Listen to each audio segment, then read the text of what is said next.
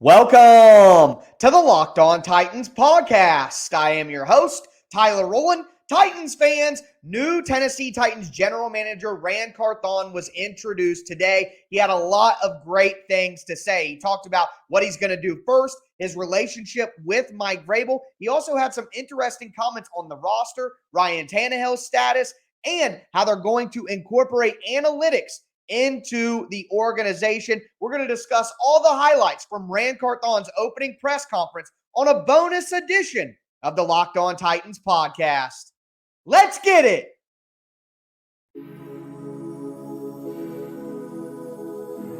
You are Locked On Titans, your daily Tennessee Titans podcast, part of the Locked On Podcast Network, your team every day.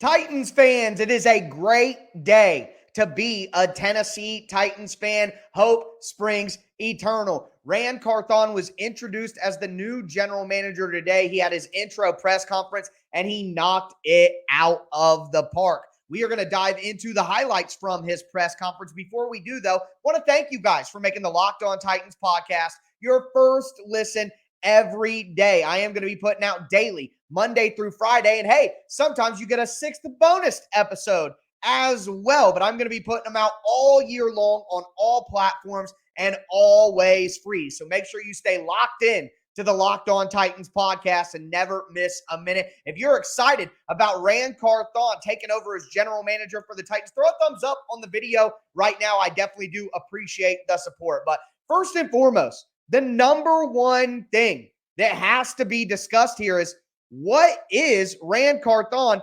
going to focus on first? And I thought this first quote from Carthon was very interesting. He says, quote, Mike Vrabel is at the top of my to-do list. Us working together and forging a relationship and coming up with a plan on how to build this roster. There are a multitude of things we need to do that we need to fix to make this organization better. But my number one priority is spending more time with Mike Vrabel and learning the systems that are here in place and how I can help improve upon them, which will help us building a championship team. Well, all I can say is hearing championship team, championship roster, all that gets me going. All right, I'm not even going to front on you guys. I love hearing that kind of talk. But Carthon hits on something that I think we all kind of knew all along. Look, Mike Vrabel was heavily involved in this decision and in the discussion about the general manager. And there is no doubt about it. This isn't your typical, what you think of, archaic GM to coach relationship where the GM is in charge and is the boss of the coach. No, they are very much equals in this situation. And the words that we hear from Carthon throughout the press conference talk about collaboration, and we'll dive into more of that stuff. But what I did want to let you guys see is a snippet here from Rand Carthon's opening press conference where he talks a little bit more about what he wants to do with Mike Vrabel. This video is courtesy of TennesseeTitans.com. I'm here to help Mike in any way that he sees fit.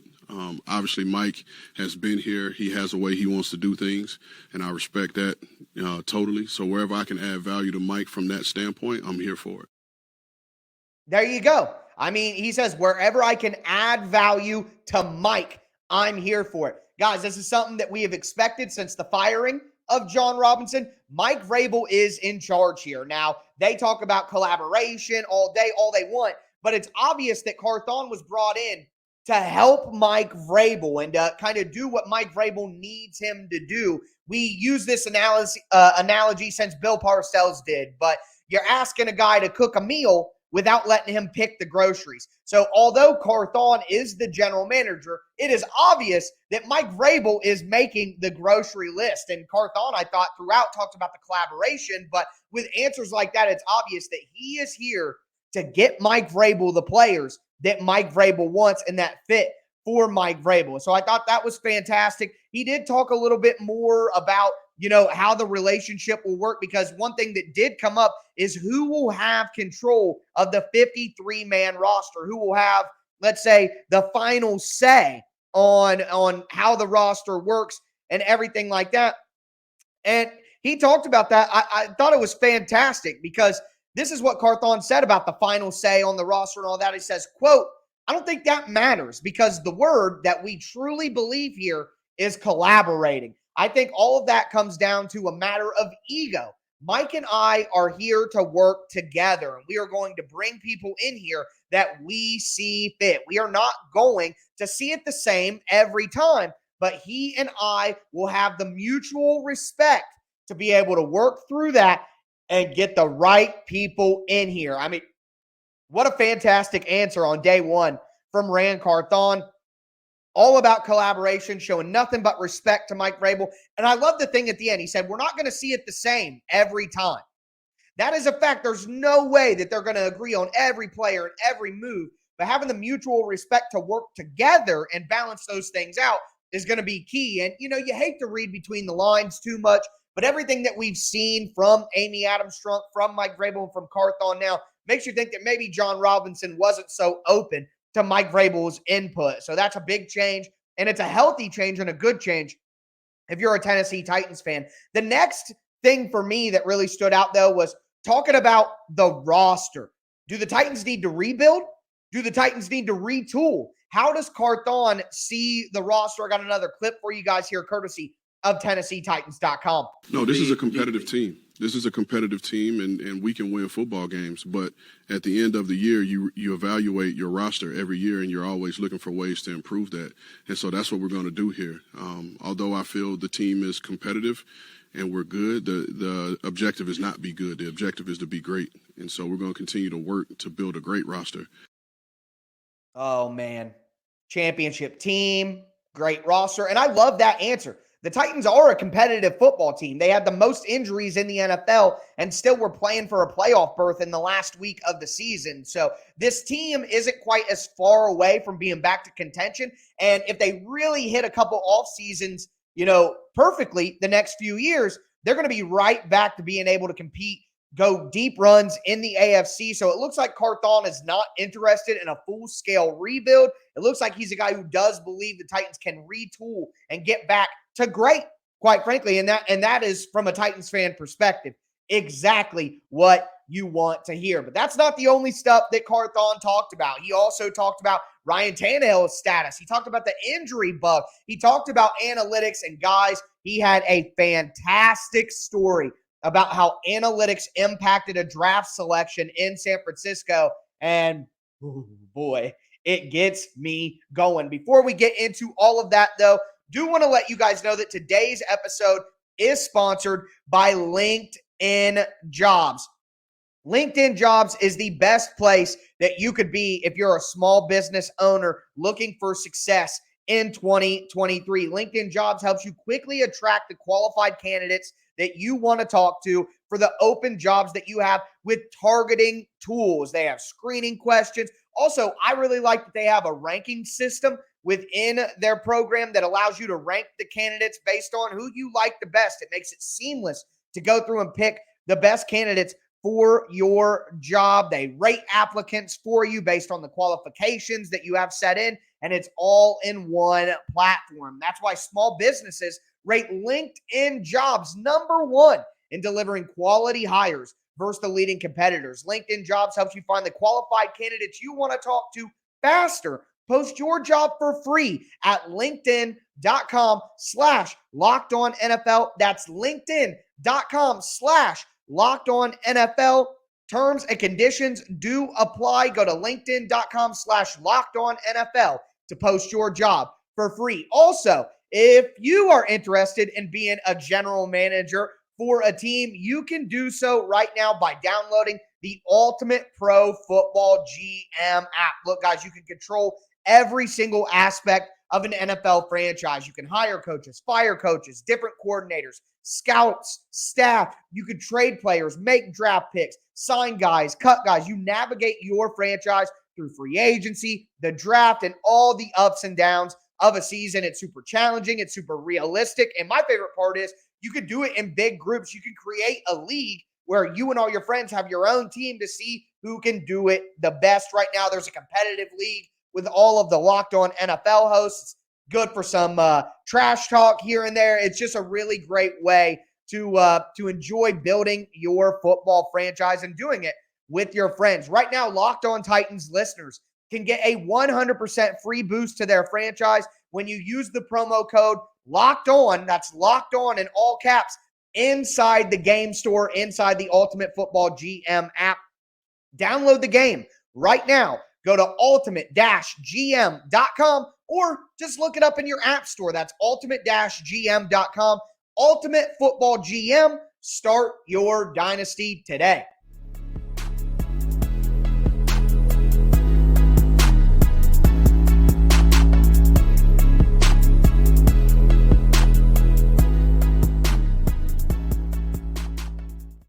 Titans fans, let's continue our bonus episode breakdown of Ryan Carthon's opening press conference with the Tennessee Titans. We went over his answers about Mike Vrabel and that relationship and where things stand there. We heard his answer on the roster, retool, rebuild. It looks like a guy who wants to retool now.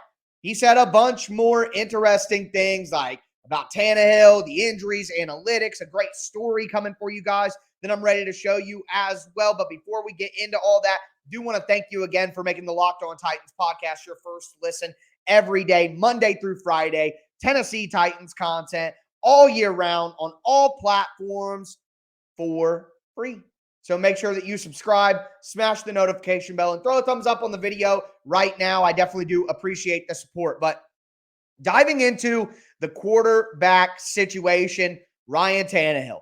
Ryan Tannehill, what are the Titans going to do with him? I just had my quarterback episode just a second ago, last episode that came out on the podcast feed. So it only makes sense that Carthon would be asked about that. But when asked if Ryan Tannehill is the team's quarterback moving forward, Carthon said this. He said, it's not fair for him to answer that question. He's still evaluating the roster and more conversations need to be had. More evaluations need to be done. And he said, quote, Mike and I will confer and figure it out, end quote. I do want to mention he also did say that the quarterback position gets guys hired and fired in this league all the time. So they're going to approach it very, very cautiously, I guess, to paraphrase what Carthon was saying. So I thought that was very interesting. It's funny that he was asked about that already, but I thought he gave a very diplomatic answer and a fair answer. Quite frankly, there's no way that right now he knows exactly what he wants to do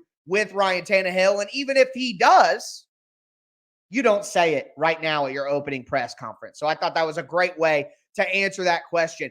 As for the injuries, it's obvious that the Titans have had a ton of different injuries, record-setting injuries over the last few years. And Carthon talked about that. He talked about all the injuries the Titans have had. And he said this, quote, we're going to explore every option to figure out how to keep our guys on the field. It's a violent sport, and there's not going to be a way to keep everybody healthy. It's just not possible.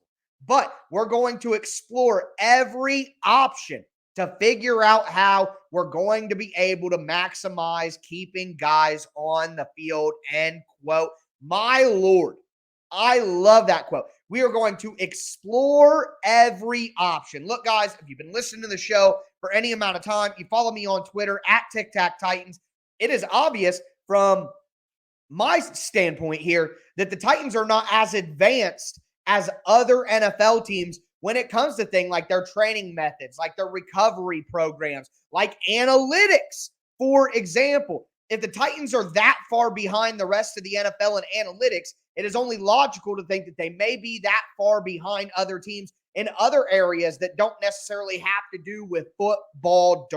Everything has to do with football directly, but you see, analytics isn't players on the field, sports science, recovery, training methods, all that. Those are things that we don't watch every Sunday. So it's only logical that if the Titans were that far behind, remember J-Rob infamously said, I'm the analytics department. So it's only fair to wonder how far behind the Titans may be from other teams in the NFL in certain areas off the field. Hearing this makes me believe that Carthon, coming over from San Francisco, coming from Los Angeles, is really going to do everything that he can to modernize this football operation.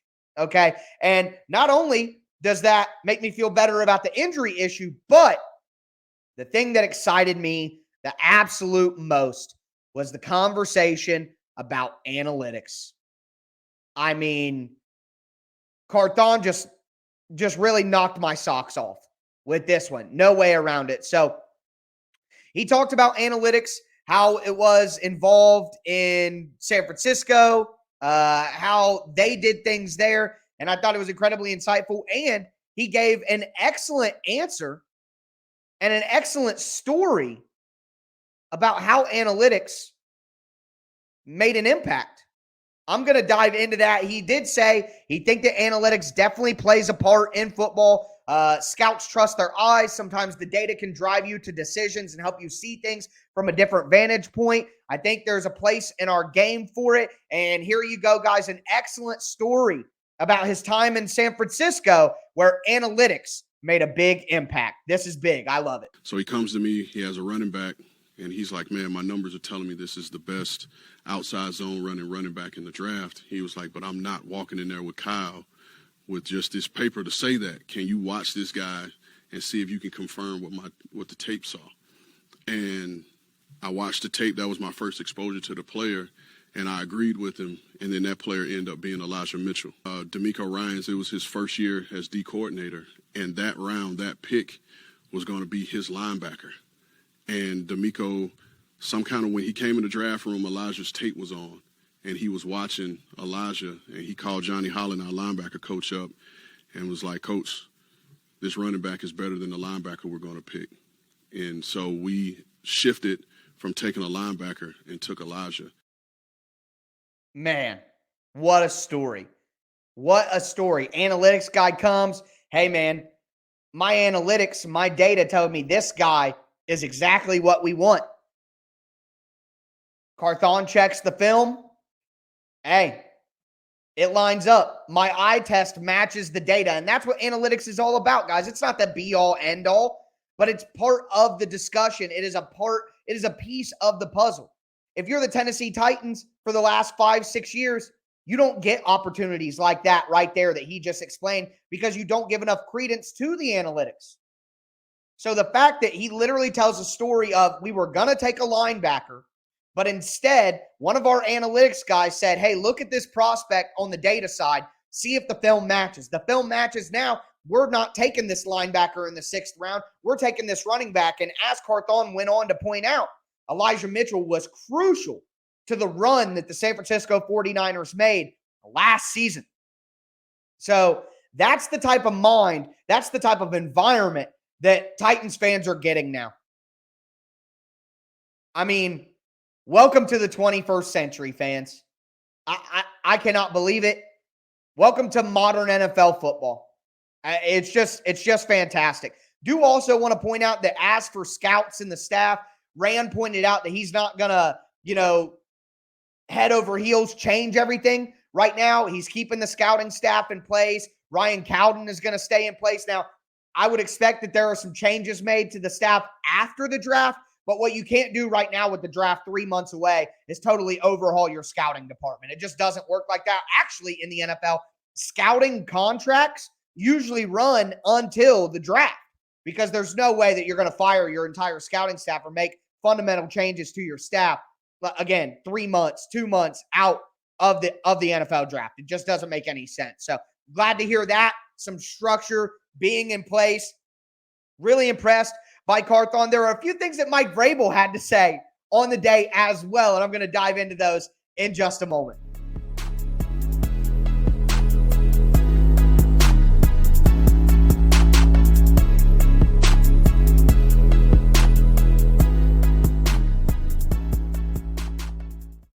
Titans fans, let's cap off this bonus edition of the Locked On Titans podcast. We've broken down Rand Carthon's intro presser, went over all the highlights with you guys, had the clips. Hope you enjoyed that. But Mike Vrabel got up there and had some things to say as well. I got to tell you, I haven't seen Mike Vrabel this excited in a long time. He had a smile on his face. He was jovial until he got one question about special teams, and he laid the hammer down. Can't wait to talk about that. But first, what I want to mention is Vrabel talked about the current process of hiring an offensive coordinator. And he said they've casted a wide net. They've talked to a lot of different people. And he talked about the fact that he said, quote, we need to score more points.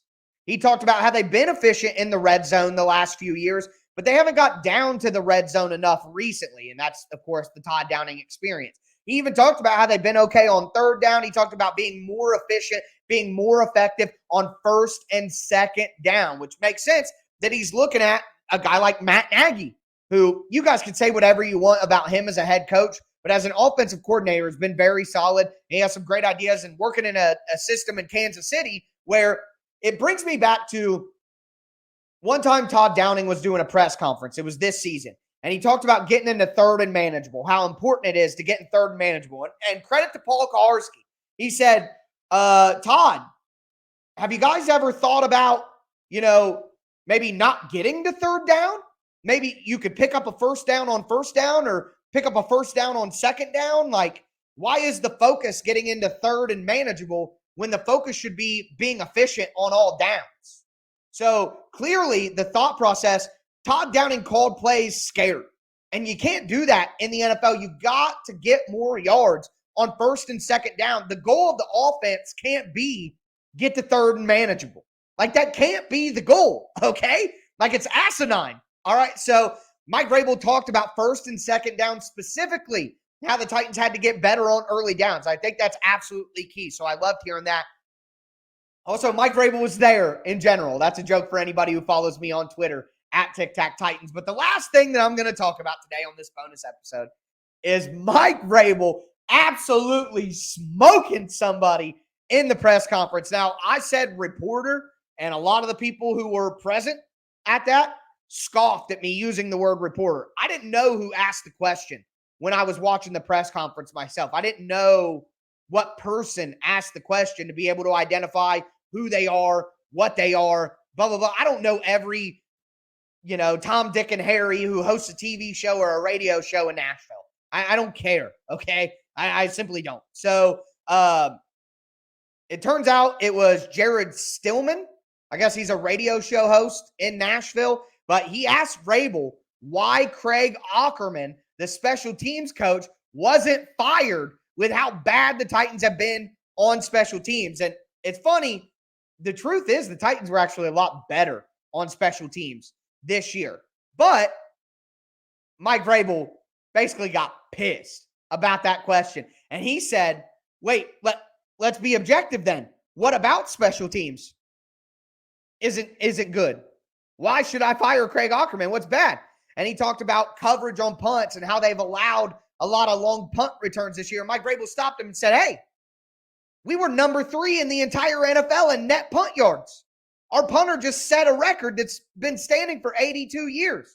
Yeah, we got to kick some of them a little higher. Some of them were a little low, but we were number 3 in the NFL in net punt yards. Oh, man, Vrabel just laid the hammer down with the statistic. It was hilarious to see. And then Vrabel did transition. He said, look, punt return is an issue. We got to have a punt returner. We had Trenton Cannon. He got hurt. We obviously liked Kyle and wanted to bring Kyle in. We saw him have a big return in week 1, but then he got hurt. He dropped a couple punts. We had Amani out there. We had Robert Woods out there. We tried different guys out there. And then he joked. He said, Rand, I need you to go out there right now and find me some punt returners. But he did say, we are going to have guys catching punts off the jug machine until we get calluses on our hands because we got to find a better punt returner. But, man, that answer about special teams and him going back at the person who asked the question with the statistics, it was the essence of Mike Vrabel.